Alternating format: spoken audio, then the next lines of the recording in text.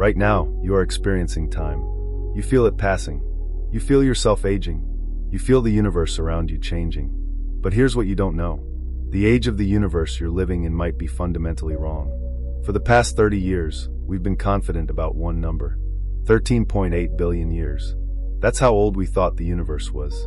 That's how long ago the Big Bang happened. That's the foundation of everything we know about cosmic history.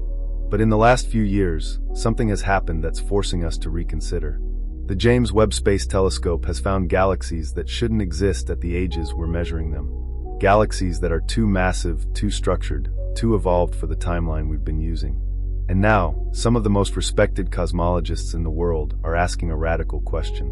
What if the universe isn't 13.8 billion years old? What if it's actually 26.7 billion years old? Nearly double. That's not a small correction. That's not a minor adjustment. That's a complete revision of cosmic history. But here's the thing. This isn't wild speculation. This isn't pseudoscience. This is based on real observations, real data, and real physics. And it's forcing us to confront something fundamental about how we measure the universe. This is the story of how we got here. This is the story of a crisis in cosmology that might reshape our understanding of existence itself. Before we can understand the crisis, we need to understand how we know the universe's age in the first place. Because this measurement is one of the most remarkable achievements in the history of science. In the early 20th century, we didn't even know the universe was expanding. We thought the Milky Way was the entire universe. We thought everything was static, unchanging, eternal. Then in 1929, Edwin Hubble made a discovery that changed everything. He observed that distant galaxies were moving away from us. And the farther away they were, the faster they were receding. This was revolutionary. It meant the universe wasn't static. It was expanding. And if it's expanding now, then in the past it must have been smaller.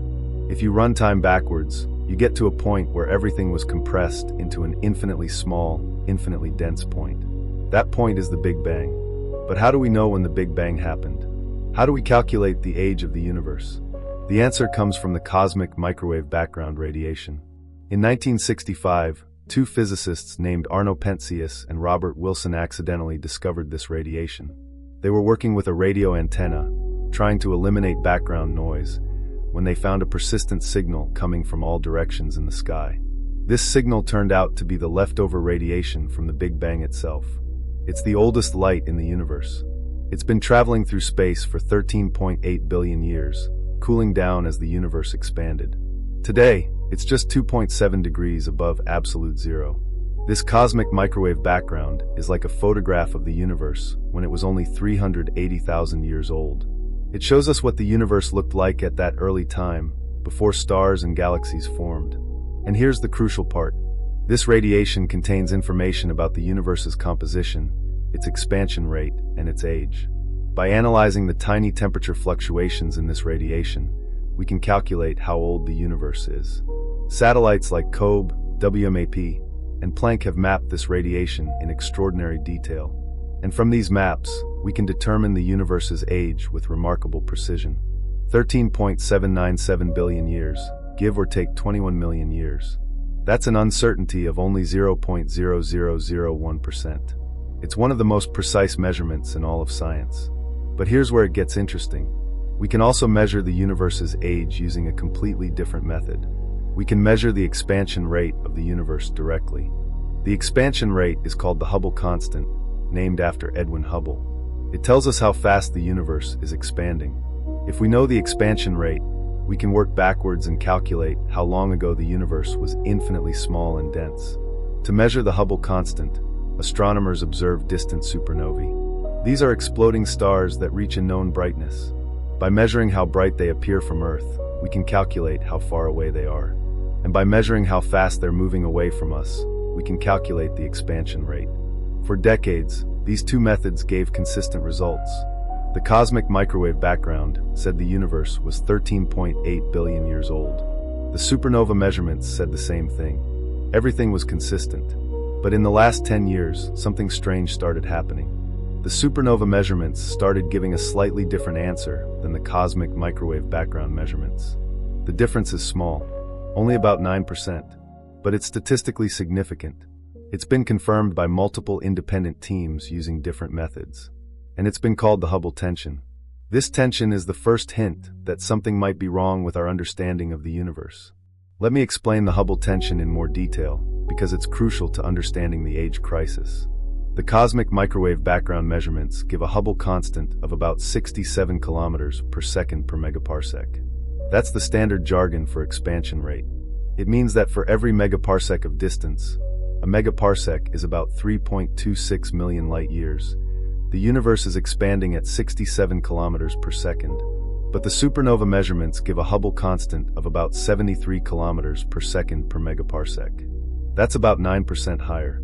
Now, 9% might not sound like much, but in cosmology it's huge. It's a discrepancy that shouldn't exist if our measurements are correct. The cosmic microwave background measurements are based on data from the Planck satellite, which is some of the most precise data we have. The uncertainty in the Planck measurement is only about 0.5%. The supernova measurements are based on observations from the Hubble Space Telescope and other ground-based telescopes. The uncertainty in these measurements is about 2%. So the two measurements disagree by about 9%, but each measurement is only uncertain by about 0.5 to 2%. That means the discrepancy is real. It's not just measurement error. Something is genuinely different between the two methods. This is called the Hubble tension, and it's one of the biggest unsolved problems in cosmology. Now, here's where it gets relevant to the age of the universe. If the supernova measurements are correct, and the Hubble constant is actually 73 instead of 67, then the universe must be older than we thought. Here's the math. If the universe is expanding faster now than the cosmic microwave background suggests, then in the past it must have been expanding slower. That means it took longer to reach its current size. That means the Big Bang happened longer ago. How much longer? If the Hubble constant is 73 instead of 67, the universe would be about 14.5 billion years old instead of 13.8 billion years old. That's an extra 700 million years. But that's not enough to solve the James Webb problem. The galaxies James Webb is finding are too massive and too evolved for even 14.5 billion years. We need even more time. Some cosmologists have proposed that the Hubble constant might be even higher than 73. If it's 75 or 76, the universe could be 15 billion years old. If it's higher still, the universe could be 16 billion years old. But at some point, you run into a problem. If you make the universe too old, you create contradictions with other measurements. The cosmic microwave background data is so precise that you can't just arbitrarily change the age without creating inconsistencies. So the Hubble tension is a real problem, but it's not enough by itself to explain the James Webb galaxies. There's something else going on. Now let's talk about what James Webb is actually seeing, because this is where the real crisis begins. When James Webb started observing the early universe in 2022, astronomers expected to see small, faint proto-galaxies. They expected to see the building blocks of galaxies, not fully formed galaxies. But that's not what they found. They found massive galaxies. Galaxies with hundreds of millions of stars. Galaxies with clear structure, with spiral arms, with evidence of multiple generations of stars. And these galaxies are appearing at redshifts where they shouldn't exist. Let me explain what redshift means. When light from a distant galaxy travels through the expanding universe, the wavelengths of that light get stretched. The light shifts toward longer, redder wavelengths. This is called redshift. The higher the redshift, the farther away the galaxy is, and the earlier in cosmic history we're seeing it. A galaxy at redshift z equals 14 is about 13.5 billion light years away. We're seeing it as it was about 300 million years after the Big Bang. Now, 300 million years might sound like a long time, but in cosmic terms, it's nothing. The universe was only 2% of its current age. At that point in cosmic history, the universe was still in its infancy. The first stars had just started to form. Galaxies were just beginning to assemble. But James Webb is finding galaxies at redshift 14 that are already massive. They already have billions of stars. They already show evidence of multiple generations of stellar evolution. This shouldn't be possible. There hasn't been enough time. Let me give you a specific example. Jade's GS Z14-0 is a galaxy that James Webb observed. It has a redshift of 14.3, which means we're seeing it about 290 million years after the Big Bang. This galaxy contains about 100 billion stars. That's comparable to the Milky Way, which has about 100 to 200 billion stars. But the Milky Way took 13.8 billion years to assemble. How did Jade's GS Z14-0 assemble 100 billion stars in just 290 million years? The answer is, it shouldn't have been able to. And Jade's GS Z14-0 isn't alone. James Webb has found dozens of these massive early galaxies. Some are even more extreme. Suers 93316 has a redshift of 16.7. We're seeing it about 250 million years after the Big Bang. And it's bright and massive. Glass Z13 has a redshift of 13. We're seeing it about 330 million years after the Big Bang. And it shows evidence of rapid star formation. Maisie's galaxy has a redshift of 11.8. We're seeing it about 400 million years after the Big Bang. And it has already assembled hundreds of millions of solar masses of stars. These galaxies are all too massive, too evolved, too structured for the timeline we've been using. Now, you might ask, could the measurements be wrong? Could these galaxies actually be closer and younger than they appear? This is a fair question, and astronomers have investigated it rigorously. When James Webb first found these high redshift galaxies, there was skepticism. Photometric redshifts, which are estimates based on the galaxy's color, can sometimes be wrong. A dusty nearby galaxy can sometimes masquerade as a distant one. So astronomers use spectroscopy to confirm the measurements. Spectroscopy is a more precise method. Instead of just looking at the overall color, spectroscopy breaks down the light into its component wavelengths, revealing detailed fingerprints of atoms and molecules. And the high redshifts were confirmed. Again and again. Jade's GS Z14-0, confirmed with spectroscopy. Glass Z13, confirmed. Many of the other candidates, confirmed. The galaxies are real. The measurements are correct. The paradox is undeniable. Now let's talk about why these galaxies are so problematic. Why can't they exist at the ages we're measuring? To understand this, we need to talk about how galaxies form. In our current model of galaxy formation, called the Lambda-CDM model, galaxies form through a hierarchical process. It starts with dark matter. Dark matter is invisible matter that we've never directly detected, but we know exists because of its gravitational effects. In the early universe, dark matter clumped together under its own gravity, creating gravitational wells. Normal matter, the stuff that makes up stars and planets and us, fell into these gravitational wells. As it fell in, it heated up and started to collapse. Eventually, the density and temperature became high enough for nuclear fusion to start. Stars formed. These first stars were massive and short-lived. They burned out quickly, exploding as supernovae. But before they died, they fused hydrogen into heavier elements like carbon, oxygen, and iron. These heavy elements were scattered into space by the supernova explosions. They enriched the gas around the galaxies. A second generation of stars formed from this enriched gas, and a third generation, and so on. Over billions of years, through repeated cycles of star formation and supernova explosions, galaxies grew larger and more massive. This process is called hierarchical assembly. Small galaxies form first, then they merge over time to create larger galaxies. The key point is that it takes time. A lot of time. Billions of years. Our simulations of galaxy formation, run on supercomputers, show that massive galaxies like the Milky Way should take about 10 to 13 billion years to form. But James Webb is finding galaxies that are just as massive as the Milky Way, and they formed in only 300 million years. That's a factor of 40 to 50 times faster than our models predict. Now, you might think, maybe our models are wrong. Maybe galaxy formation is faster than we think. But there's a problem. The spectroscopic data from James Webb shows that these early galaxies contain heavy elements. Oxygen, carbon, iron, silicon. Heavy elements don't just appear out of nowhere. They're produced in stars. And producing heavy elements takes time. A massive star might live for only a few million years before going supernova. But to build up the abundance of heavy elements we're seeing in these early galaxies, you need tens or even hundreds of millions of years of stellar evolution. So if a galaxy is only 300 million years old, and it contains heavy elements that require hundreds of millions of years of stellar evolution to produce, when did it start forming? The math doesn't work. There's not enough time. This is the core of the James Webb crisis. The galaxies are too evolved for their age. So what's the solution? How can we explain these impossible galaxies? Scientists have proposed several possibilities. Let me walk you through the main ones. The first possibility is that the universe is older than we think.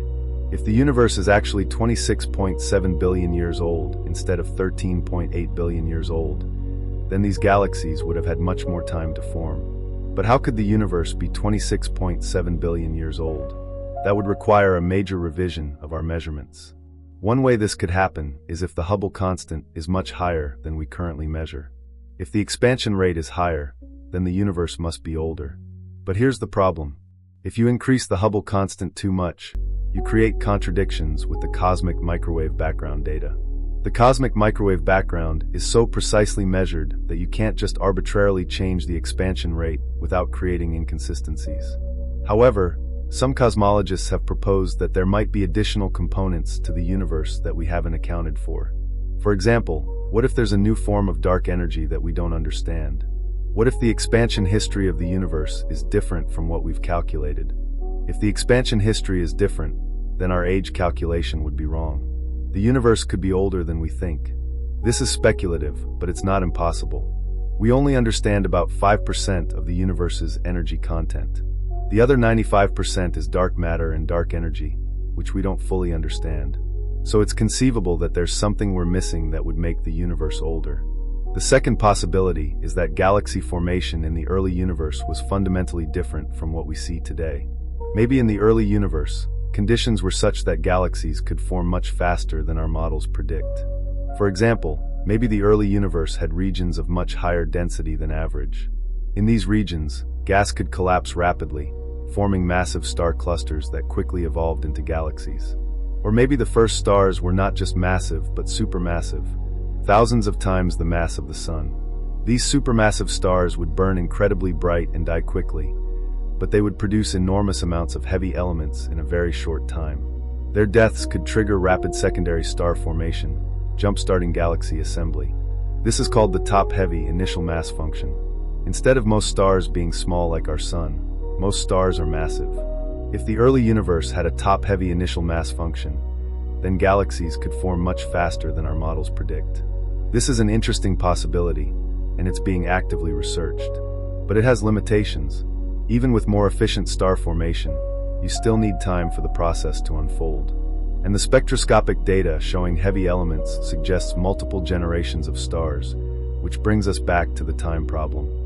The third possibility is that our interpretation of redshift is wrong. Redshift is the foundation of cosmological distance measurement. We observe that light from distant galaxies is shifted toward longer, redder wavelengths, and we interpret this as evidence that those galaxies are moving away from us due to the expansion of space. But what if there are other phenomena that can cause redshift? Some alternative theories propose intrinsic redshift, the idea that light can lose energy as it travels through space for reasons other than expansion. If light degrades over cosmic distances, objects could appear more redshifted, and thus farther away and older than they actually are. Mainstream cosmology largely rejects intrinsic redshift because it doesn't fit most observations. But a small number of researchers argue that in extreme conditions, like the early universe or near massive concentrations of dark matter, additional redshift mechanisms might operate. If they're right, then the galaxies James Webb is seeing might not be as far away or as early as we think. They might be somewhat closer and younger, with more time for formation. But I want to be clear. This is a fringe idea. The evidence for cosmological redshift due to expansion is overwhelming. Proposing an alternative requires extraordinary evidence, and right now we don't have it. The fourth possibility is that our entire cosmological model is fundamentally flawed. The lambda CDM model includes several components we don't fully understand. Dark matter, which we've never directly detected. Dark energy, which we know even less about. What if we've gotten dark matter or dark energy wrong? What if there are additional components or forces we haven't accounted for? For example, what if dark matter has properties we don't understand? What if it clumps more efficiently in the early universe? What if there's a new form of dark energy that changes the expansion history? If something like this is true, it could change our entire timeline of cosmic evolution. The age of the universe, the formation of structures, the interpretation of redshift, all of it could need revision. This is highly speculative, but it's not impossible. We only understand about 5% of the universe. The other 95% is a mystery. Now let me talk about the most radical proposal. The idea that the universe is actually 26.7 billion years old. This number comes from a specific calculation. If you take the James Webb observations at face value, and you ask, how old would the universe need to be for these galaxies to form naturally, what do you get? The answer is approximately 26.7 billion years. This is nearly double the currently accepted age of 13.8 billion years. Now, how could this be possible? How could we have been so wrong about the universe's age? One possibility is that the Hubble constant is much higher than we currently measure. If the expansion rate is significantly higher, then the universe must be older. Let's do the math. The current Hubble constant measurement from supernovae is about 73 kilometers per second per megaparsec. But what if it's actually 100, or 110, or even higher? If the Hubble constant is 110, the universe would be about 26.7 billion years old. But here's the problem. If the Hubble constant is 110, it creates huge contradictions with the cosmic microwave background data. The cosmic microwave background is so precisely measured that it constrains the Hubble constant to be about 67, not 110. So you can't just arbitrarily increase the Hubble constant without creating contradictions. Unless there's something we're missing about the early universe. What if the expansion rate of the universe was different in the past than it is now? What if there was a period of very slow expansion, followed by a period of faster expansion? This is actually possible within general relativity. The expansion rate of the universe depends on the composition of the universe, how much matter, and dark energy it contains. If the composition was different in the past, the expansion rate would have been different. For example, what if there was a period in the early universe when dark energy was much weaker than it is now? During that period, the expansion would have been slower. The universe would have taken longer to reach its current size. Then at some point, dark energy became stronger, and the expansion accelerated. If this happened, it could reconcile the cosmic microwave background data with the supernova data. The cosmic microwave background would measure the expansion rate at a specific time in the early universe. The supernovae would measure the expansion rate now. If the expansion rate changed between then and now, the two measurements could be different. And if the expansion was slower in the early universe, the universe would be older than we currently calculate. This is speculative, but it's not impossible. It's based on real physics. Another possibility is that there's a new form of dark energy that we don't understand. Dark energy is the mysterious force causing the universe's expansion to accelerate. We know almost nothing about it. What if dark energy has properties we haven't discovered? What if it changes over time? What if it interacts with dark matter in ways we don't understand? If any of these things are true, it could change the expansion history of the universe, and thus change its age. Again, this is speculative, but it's not impossible. The point is that if the universe is actually 26.7 billion years old, it would solve the James Webb crisis. The galaxies would have had enough time to form.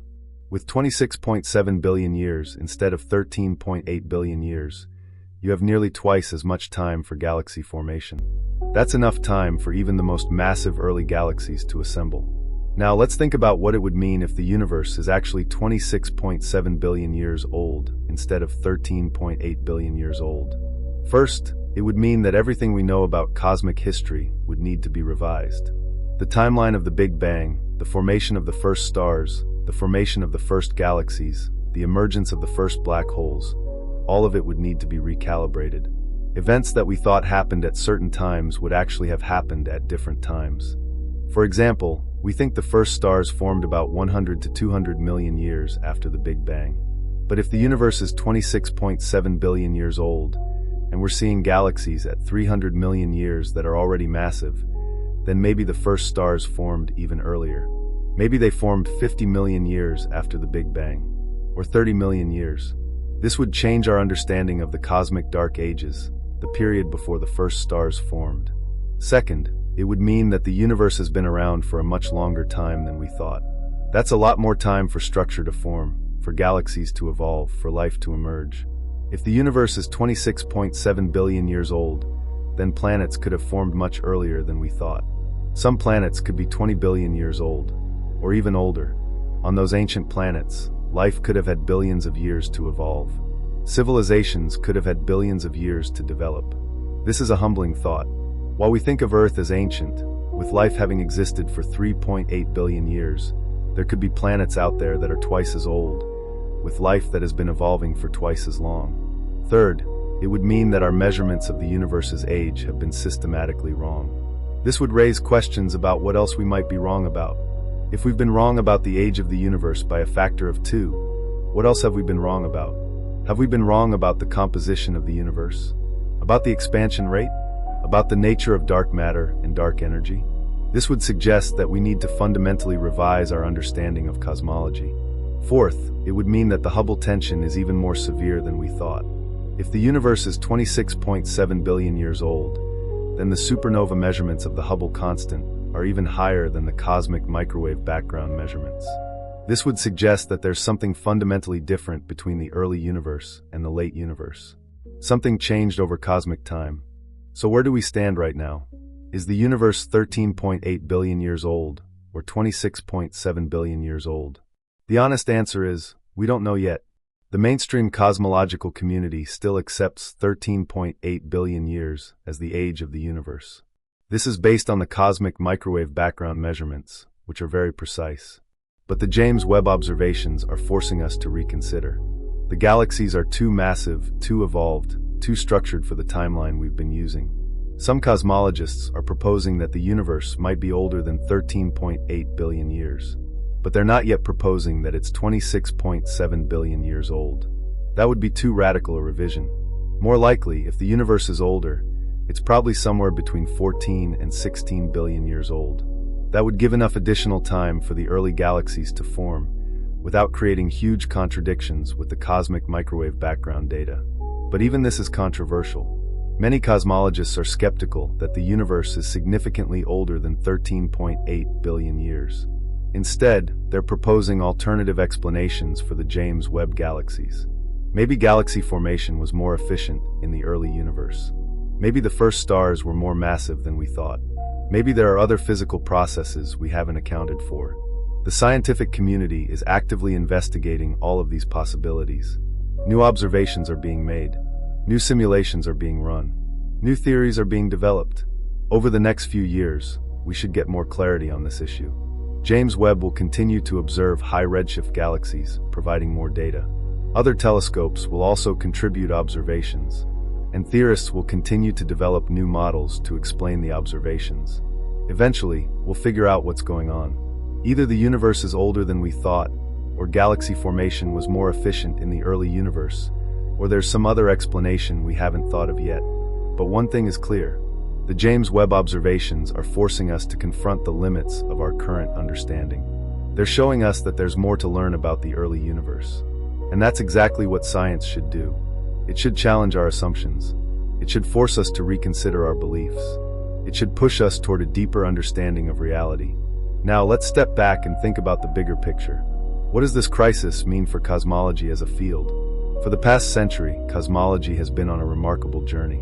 We've gone from thinking the Milky Way was the entire universe to knowing we're one galaxy among hundreds of billions.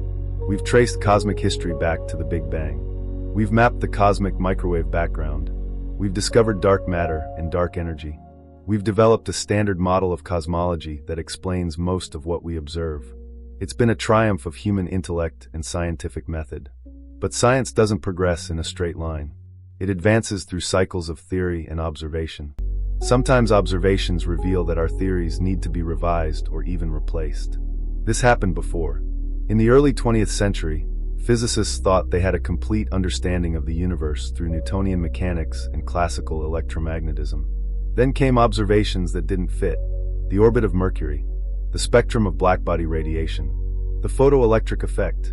These anomalies led to the development of relativity and quantum mechanics, completely revolutionizing physics. Are we at a similar moment now? Are the James Webb galaxies the anomalies that will lead to a new cosmological revolution? It's too early to say, but the possibility is real. The James Webb Space Telescope is showing us things we didn't predict. And that's exactly when science gets exciting. It's also when we have to be most careful, most rigorous, and most open-minded. We can't dismiss the observations just because they don't fit our models. But we also can't jump to radical conclusions without thorough analysis. What's happening now in the cosmology community is exactly what should happen. Intensive investigation, detailed modeling, exploration of alternative explanations, and a healthy debate about what the data means. Over the next few years, we're going to see a flood of new research. James Webb is still in the early stages of its mission. It's going to spend the next decade collecting data, and each new observation will either strengthen our current understanding or push us further toward a paradigm shift. There are specific observations that will be crucial. Deep spectroscopic surveys of hundreds of high-redshift galaxies will reveal whether the early massive galaxy population is even larger than currently known. Studies of the stellar populations in these galaxies will determine if star formation efficiency really was higher. Searches for the first black holes will test theories of direct collapse. And there's another telescope on the horizon. The extremely large telescope, currently under construction in Chile, will have a 39-meter primary mirror. When it begins operations in the late 2020s, it will be able to study individual stars in some of these early galaxies, giving us unprecedented detail about their properties. We're also going to see advances in theoretical modeling. Astrophysicists are already running new simulations incorporating different assumptions about star formation, dark matter, and feedback processes. These simulations will make specific predictions that can be compared with observations. The truth, whatever it turns out to be, will emerge from this process. That's how science works. Now, you might be wondering, why does this matter? Why should I care about whether the universe is 13.8 billion years old or 26.7 billion years old? The answer is profound. Because the age of the universe is fundamental to our understanding of existence itself. If the universe is older than we thought, it changes everything. It changes how long the universe has been around. It changes how much time there's been for structure to form. It changes how much time there's been for life to emerge. Think about it. If the universe is 26.7 billion years old instead of 13.8 billion years old, then there's been nearly twice as much time for everything to happen. Planets could be twice as old. Stars could be twice as old. Life could have been evolving for twice as long. On Earth, life has existed for about 3.8 billion years. But if the universe is 26.7 billion years old, there could be planets that are 20 billion years old. On those planets, life could have been evolving for 20 billion years. That's an incomprehensibly long time. Civilizations on those worlds could have had billions of years to develop. They could be millions of years more advanced than us. This is a humbling thought. It reminds us that we're not special. We're not unique. We're just one example among billions of possibilities. But it also raises profound questions. If life has had so much time to evolve elsewhere in the universe, why haven't we detected any signals from alien civilizations? Why haven't they visited us? This is the Fermi paradox, and it becomes even more puzzling if the universe is older than we thought. But beyond the question of alien life, the age of the universe also affects our understanding of physics itself.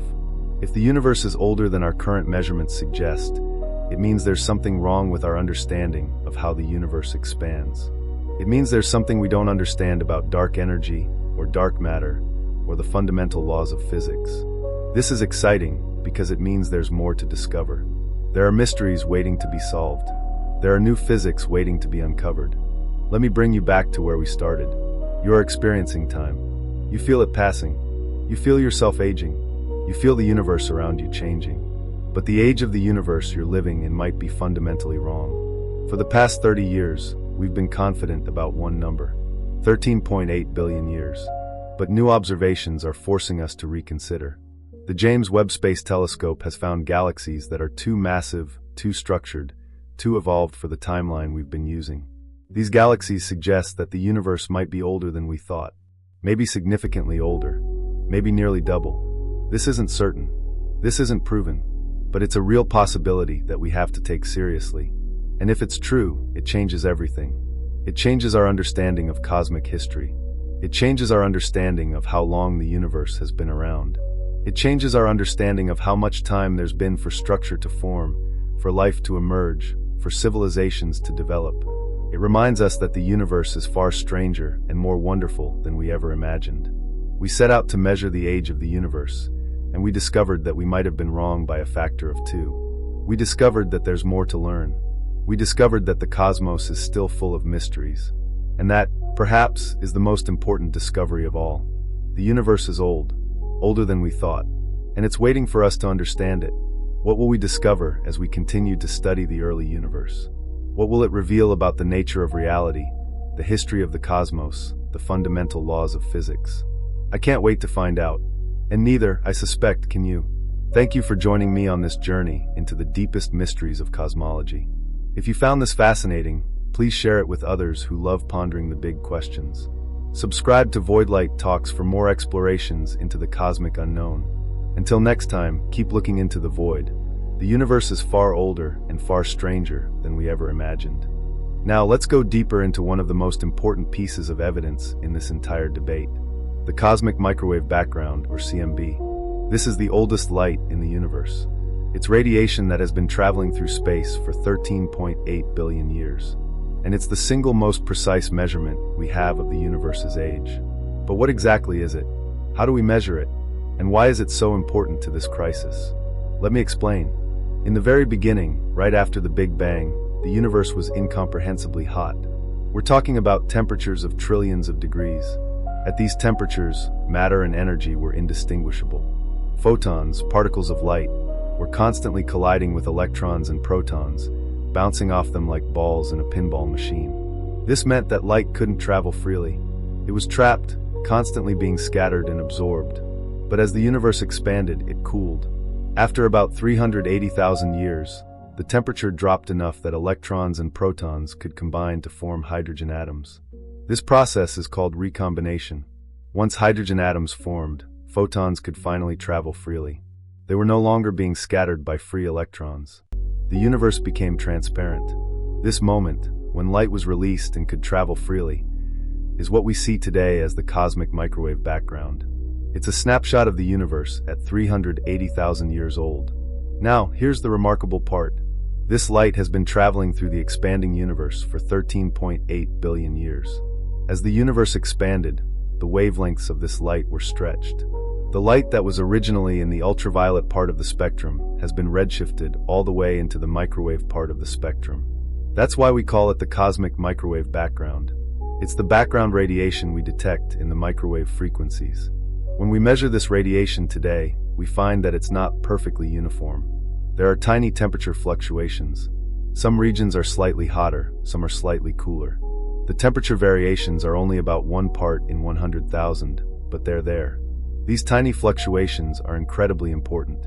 They tell us about the conditions in the early universe. They tell us about the density variations that would eventually grow into galaxies. They tell us about the composition of the universe. They tell us about the expansion rate. By analyzing these fluctuations in detail, we can determine several fundamental properties of the universe. The age of the universe, the expansion rate, the amount of matter, the amount of dark matter, the amount of dark energy. The Planck satellite, launched by the European Space Agency in 2009, mapped these fluctuations with unprecedented precision. It created a detailed map of the entire sky, showing the temperature variations in the cosmic microwave background. From this map, we can calculate the universe's age. And the result is 13.797 billion years, with an uncertainty of only 21 million years. That's an uncertainty of 0.0001%. It's one of the most precise measurements in all of science. But here's the crucial point. This measurement assumes a specific model of the universe. It assumes that the universe has a certain composition. It assumes that the expansion history follows a certain pattern. If any of these assumptions are wrong, the age calculation would be wrong. So when we say the universe is 13.8 billion years old based on the cosmic microwave background, we're really saying, given the lambda CDM model and the assumptions we've made, the universe is 13.8 billion years old. But what if the lambda CDM model is incomplete? What if there's something we're missing? That's the question that the James Webb observations are forcing us to ask. Now let's talk about how we know that galaxies shouldn't form as quickly as the James Webb observations suggest. This knowledge comes from computer simulations. Astrophysicists run massive simulations on supercomputers, modeling how galaxies form and evolve over billions of years. These simulations start with the conditions of the early universe. They include dark matter, normal matter, and the physics of gravity. They include the formation of stars and the feedback from supernovae. They include the growth of black holes. The simulations follow the evolution of the universe from a few million years after the Big Bang to the present day. And what do they show? They show that massive galaxies like the Milky Way take about 10 to 13 billion years to form. They don't form quickly. They form slowly, through a hierarchical process of mergers and star formation. But the James Webb observations show galaxies that are just as massive as the Milky Way, and they formed in only 300 to 500 million years. This is a huge discrepancy. It's not a small difference. It's a factor of 20 to 40 times faster than the simulations predict. Now, you might ask, could the simulations be wrong? Could galaxy formation be more efficient than we think? This is a fair question, and scientists are actively investigating it. One possibility is that the simulations don't include all the relevant physics. For example, maybe there are feedback mechanisms we don't fully understand. Maybe the way supernovae inject energy into the gas is different from what we model. Maybe the way black holes grow and affect their surroundings is more complex than we realize. If any of these things are true, it could change how quickly galaxies form. But there's a limit to how much you can change the simulations before you run into other problems. If you make galaxy formation too efficient, you predict too many galaxies in the universe today. You predict too much star formation. You predict too many black holes. And when we compare these predictions with observations, they don't match. So you can't just make galaxy formation arbitrarily efficient without creating other contradictions. Another possibility is that the early universe had different conditions than we assume. For example, maybe the density variations in the early universe were larger than we think. Maybe the first stars were more massive. Maybe the dark matter had different properties. If any of these things are true, it could allow galaxies to form more quickly. But again, if you change these conditions too much, you create contradictions with other observations. You change the predictions for the cosmic microwave background. You change the predictions for the abundance of light elements. You change the predictions for the number of black holes. So there are limits to how much you can change the early universe conditions without creating other problems. This is why the James Webb observations are so puzzling. They're not easily explained by small adjustments to our models. They suggest something more fundamental might be wrong. Now let's talk about how we know the James Webb observations are real. How do we know these galaxies are actually as distant and as old as they appear? The answer is spectroscopy. This is a technique that breaks down light into its component wavelengths, like a prism breaking white light into a rainbow. When we observe a distant galaxy, we collect all the light from that galaxy and spread it out into a spectrum. The spectrum shows us the intensity of light at each wavelength. But the spectrum also shows us absorption lines. These are dark lines where certain wavelengths are missing. These lines are created by atoms in the galaxy absorbing light at specific wavelengths. Each element, hydrogen, helium, carbon, oxygen, iron, and so on, absorbs light at specific wavelengths. These wavelengths are like fingerprints.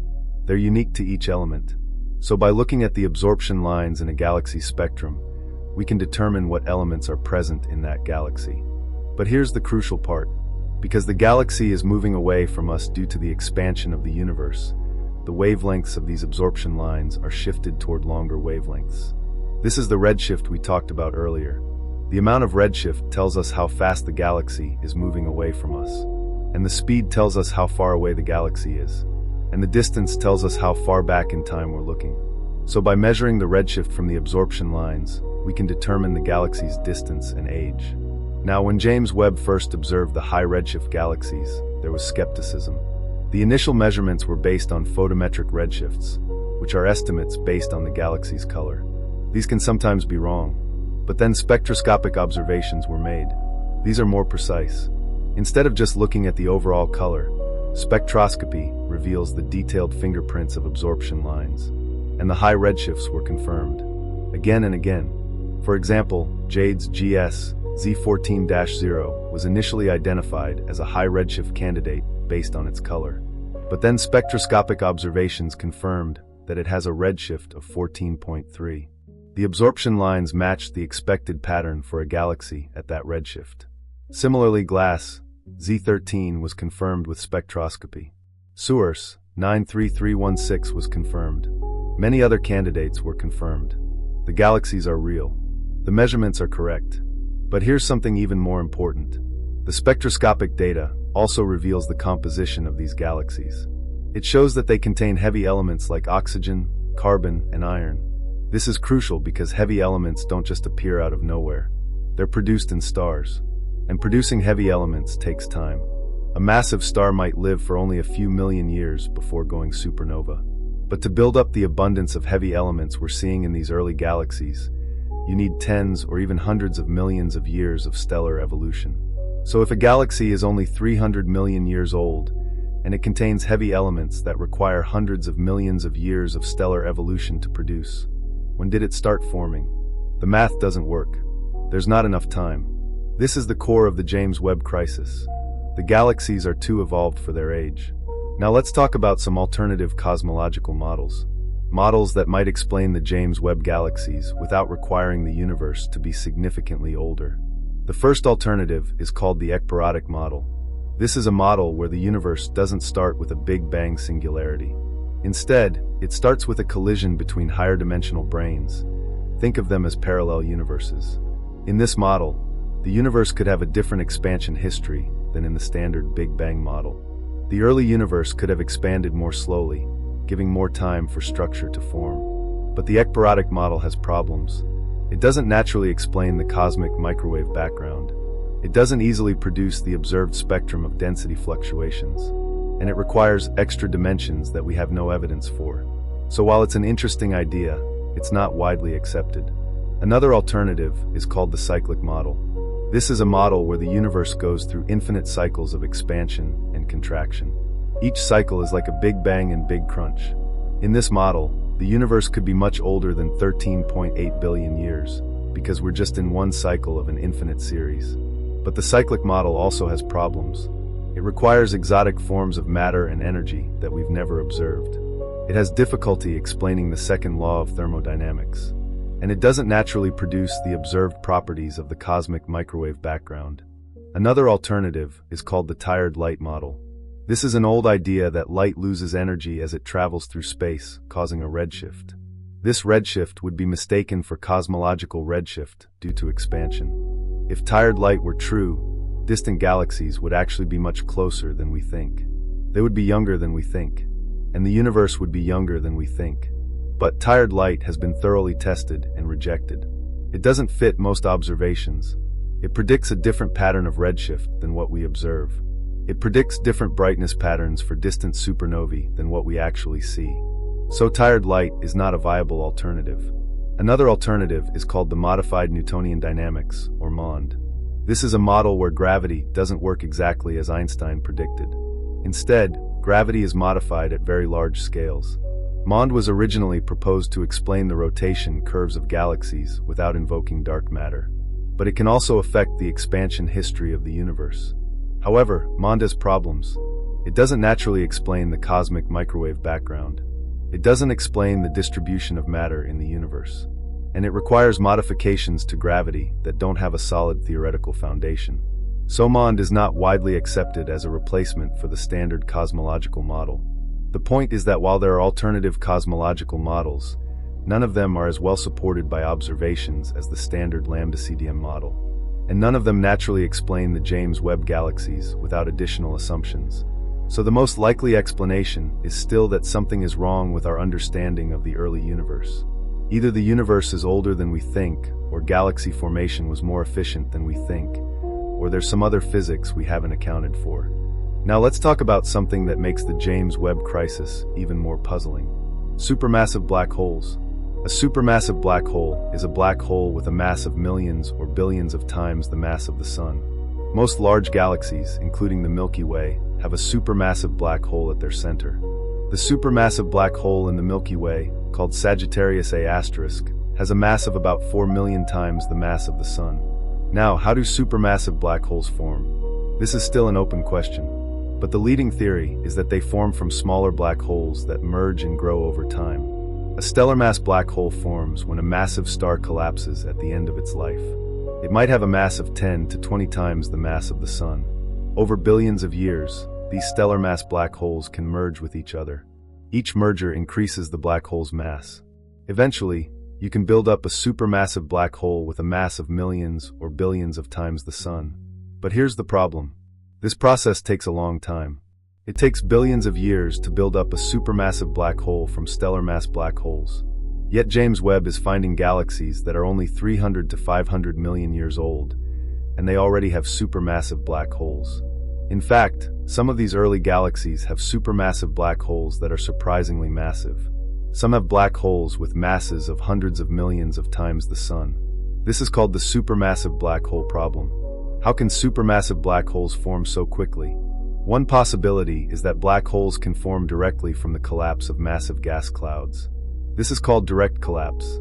Instead of forming from stellar mass black holes and merging, a supermassive black hole forms all at once from a collapsing gas cloud.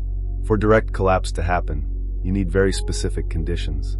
You need a massive gas cloud that's collapsing under its own gravity. You need the cloud to be very dense. And you need the cloud to be free of heavy elements, because heavy elements radiate energy and prevent collapse.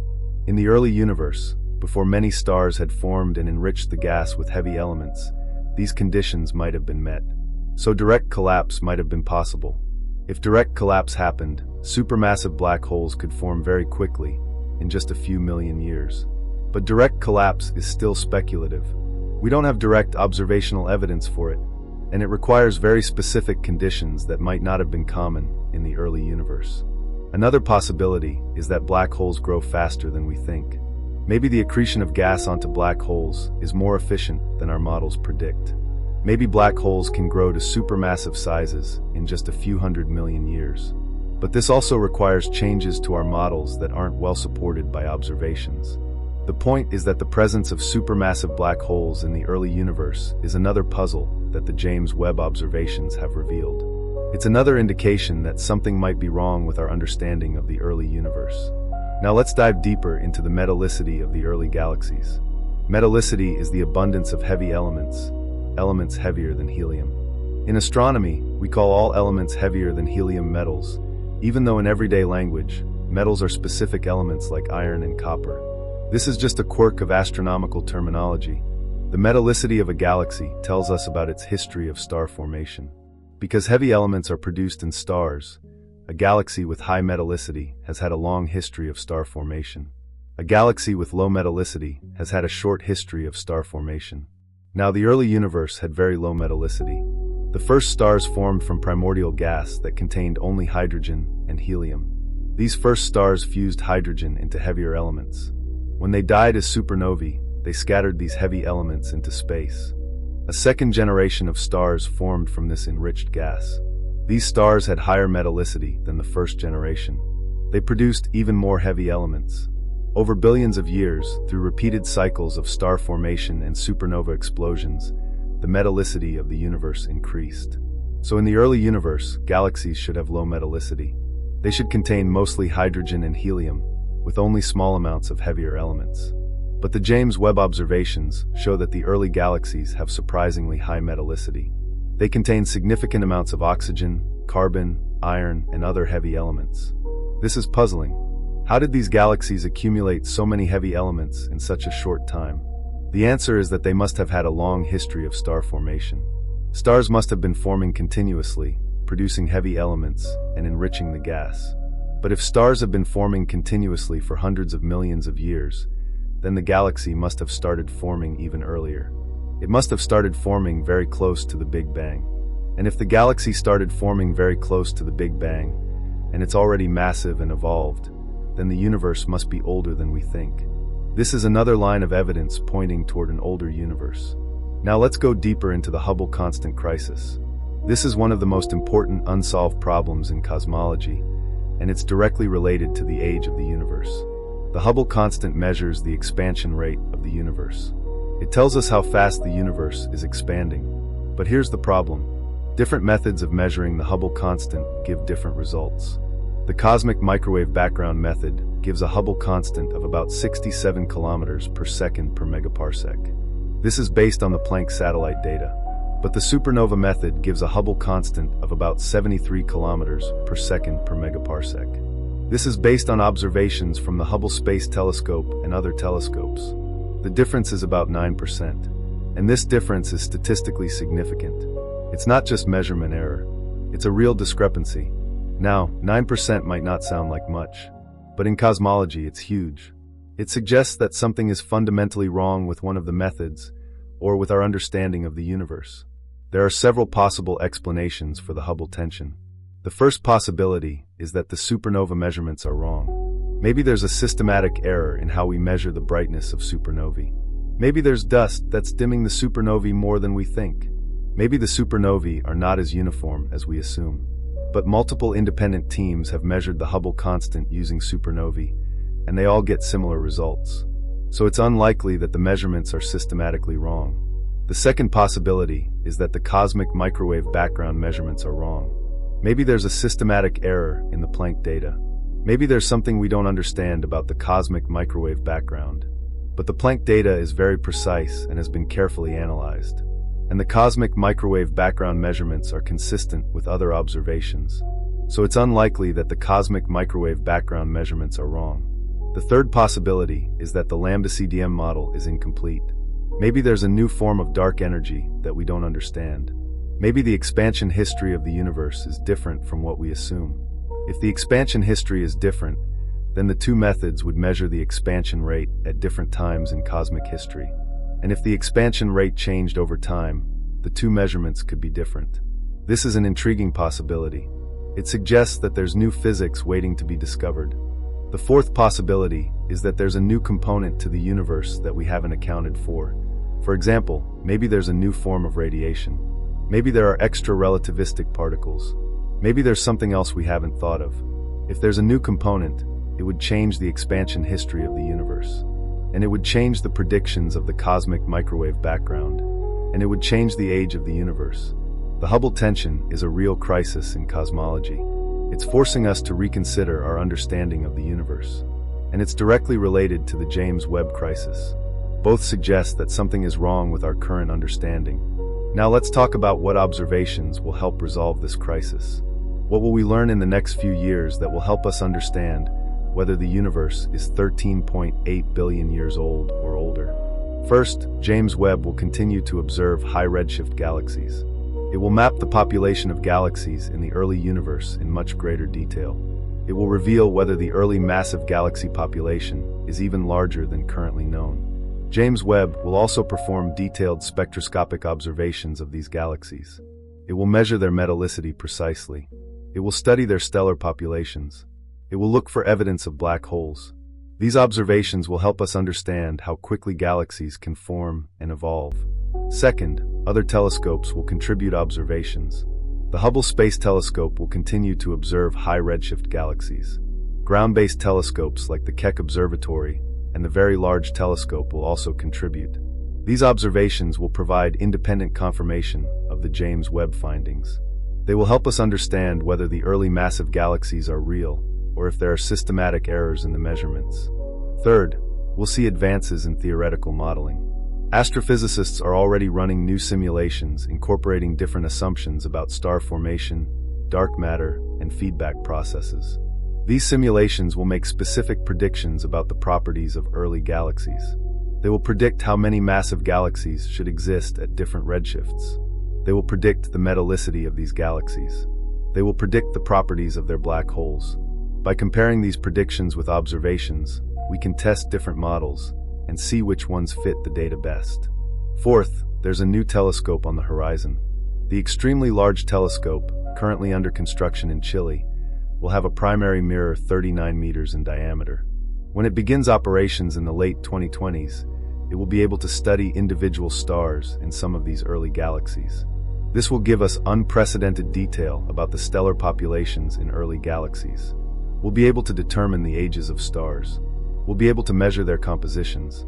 We'll be able to understand how quickly stars formed. Fifth, we'll see improvements in the measurement of the Hubble constant. New methods are being developed to measure the expansion rate of the universe. These methods will help us resolve the Hubble tension. For example, gravitational lensing can be used to measure distances to distant galaxies. When light from a distant galaxy passes near a massive object, the light is bent. By analyzing the bending, we can determine the distance to the galaxy. Gravitational wave observations can also help. When two neutron stars or black holes merge, they produce gravitational waves. By observing these waves, we can determine the distance to the merger. And by measuring the redshift of the merger, we can determine the expansion rate of the universe. These new methods will provide independent measurements of the Hubble constant, and they'll help us understand whether the Hubble tension is real or if there's a systematic error in one of the existing methods. Over the next few years, we're going to see a flood of new data. James Webb will continue to observe. New telescopes will come online. New simulations will be run. New theories will be developed. And gradually, the picture will become clearer. We'll understand whether the universe is 13.8 billion years old or older. We'll understand how galaxies form. We'll understand the nature of dark matter and dark energy. The crisis will be resolved, and we'll have a deeper understanding of the universe. Now let's step back and think about the philosophical implications of this crisis. What does it mean for humanity if the universe is older than we thought? First, it reminds us of our place in the cosmos. We live on a small planet orbiting an ordinary star in an ordinary galaxy, and we thought we understood the age of the universe. We thought we had figured out one of the fundamental properties of existence. But now we're discovering that we might have been wrong. We might have been wrong by a factor of 2. That's a humbling realization. It reminds us that despite all our scientific progress, we still have much to learn.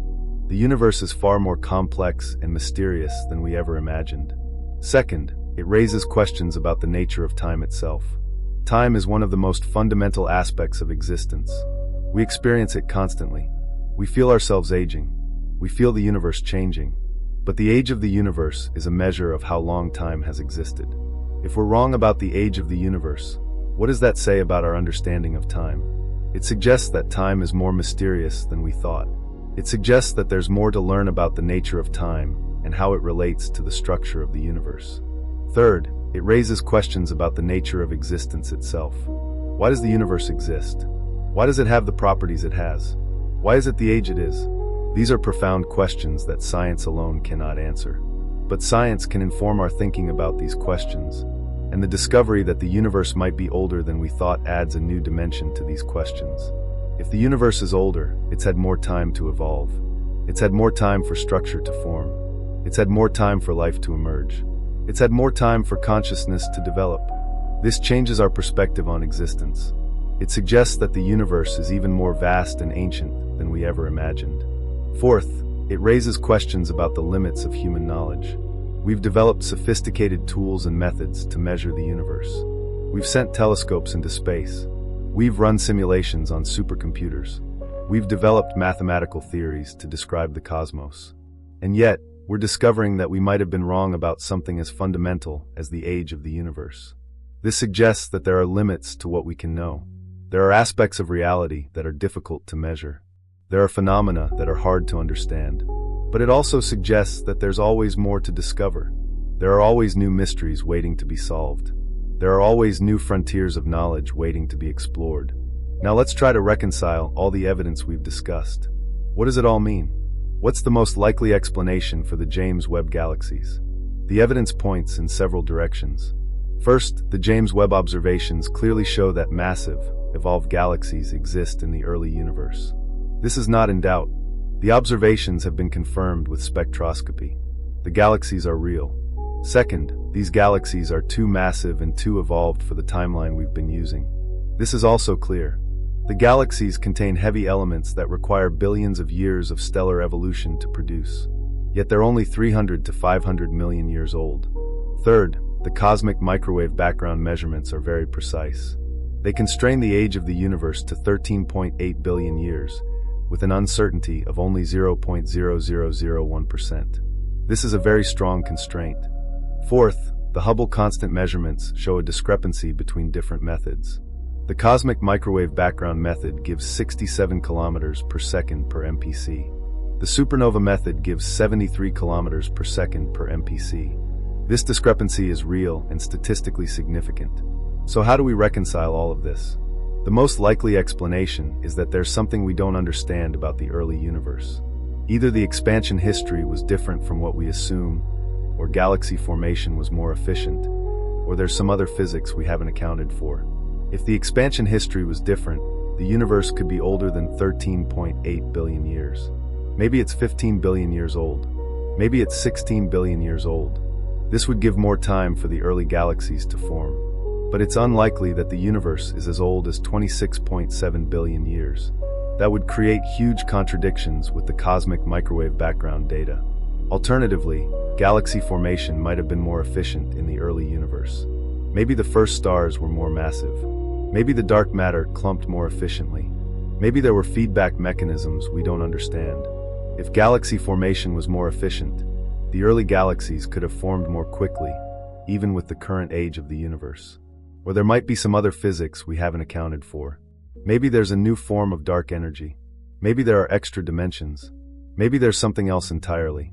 The point is that the James Webb observations are forcing us to reconsider our understanding of the early universe. They're showing us that there's more to learn. And that's exactly what science should do. It should challenge our assumptions. It should force us to reconsider our beliefs. It should push us toward a deeper understanding of reality. Now let's talk about the broader context. The James Webb crisis is not the only mystery in cosmology. There are other unsolved problems that are related. The dark matter problem is one of them. We know that dark matter exists because of its gravitational effects. But we don't know what it is. We've never directly detected it. Dark matter makes up about 85% of the matter in the universe. But we don't understand its properties. We don't know if it's made of particles. We don't know if it interacts with normal matter in ways other than gravity. If we're wrong about dark matter, it could affect our understanding of galaxy formation. It could affect our understanding of the expansion history of the universe. It could affect the age of the universe. The dark energy problem is another one. We know that dark energy exists because the expansion of the universe is accelerating. But we don't know what it is. Dark energy makes up about 68% of the energy content of the universe. But we don't understand its properties. We don't know if it's a fundamental field. We don't know if it changes over time. If we're wrong about dark energy, it could affect our understanding of the expansion history of the universe. It could affect the age of the universe. The black hole formation problem is another one. We don't fully understand how supermassive black holes form. We don't understand how they grow so quickly in the early universe. If we're wrong about black hole formation, it could affect our understanding of galaxy formation. It could affect our understanding of the early universe. The first stars problem is another one. We don't fully understand how the first stars formed. We don't know how massive they were. We don't know how quickly they formed. If we're wrong about the first stars, it could affect our understanding of galaxy formation. It could affect our understanding of the early universe. The point is that the James Webb crisis is part of a larger set of unsolved problems in cosmology. These problems are all interconnected. Solving one might help us solve the others. And solving these problems will require new observations, new theories, and new ways of thinking about the universe. Now let's talk about the human element. Behind all these observations and theories are real people. Scientists who are working at the frontiers of knowledge. Scientists who are trying to understand the universe. These scientists are excited by the James Webb observations. They're puzzled by the galaxies that shouldn't exist. They're working hard to understand what's going on. Some of them are proposing that the universe is older than we thought. Some of them are proposing that galaxy formation was more efficient. Some of them are proposing new physics. And they're all trying to be rigorous and careful. They're checking each other's work. They're looking for errors. They're proposing alternative explanations. This is how science works. It's a process of discovery and debate. It's a process of challenging assumptions and testing theories. And it's a process that's driven by human curiosity. We want to understand the universe. We want to know our place in it. We want to understand the fundamental nature of reality. The James Webb Space Telescope is a remarkable achievement. It represents decades of work by thousands of scientists and engineers. It cost billions of dollars. It took years to build and launch. And now it's revealing mysteries that we didn't expect. It's showing us that the universe is more complex and more mysterious than we ever imagined. And the scientists who are studying these observations are working hard to understand what they mean. They're running simulations. They're analyzing data. They're proposing theories. And gradually, the picture is becoming clearer. We're learning more about the early universe. We're learning more about how galaxies form. We're learning more about the fundamental nature of reality. It's an exciting time to be a cosmologist. It's an exciting time to be interested in science. We've taken a long journey through the cosmos. We've explored the crisis caused by the James Webb observations. We've examined the evidence. We've considered alternative explanations. And we've come to understand that the age of the universe might not be what we thought. For 30 years, we've been confident about one number, 13.8 billion years. But new observations are forcing us to reconsider. The James Webb Space Telescope has found galaxies that are too massive, too structured, too evolved for the timeline we've been using. These galaxies suggest that the universe might be older than we thought, or that galaxy formation was more efficient, or that there's some other physics we haven't accounted for. We don't yet know which of these explanations is correct, but we know that something is different from what we expected, and that's the beauty of science. It's a process of discovery. We make observations, we develop theories, we test the theories against the observations, and if the observations don't match the theories, we revise the theories. This is what's happening now in cosmology. The observations are challenging our theories, and we're working hard to understand what the observations mean. Over the next few years, we're going to see more observations. James Webb will continue to study the early universe. Other telescopes will contribute data. Theorists will develop new models, and gradually, the mystery will be solved. We'll understand whether the universe is 13.8 billion years old or older. We'll understand how galaxies form. We'll understand the nature of dark matter and dark energy. But even after we solve this mystery, there will be other mysteries waiting. The universe is vast and complex. There's always more to learn. There are always new frontiers of knowledge waiting to be explored. So keep looking into the void. Keep asking questions. Keep wondering about the universe. Keep marveling at the cosmos. Because the universe is far older and far stranger than we ever imagined. And there's always more to discover. Thank you for joining me on this journey into the deepest mysteries of cosmology. If you found this fascinating, please share it with others who love pondering the big questions. Subscribe to Voidlight Talks for more explorations into the cosmic unknown. Until next time, keep looking into the void. The universe is waiting for you to understand it.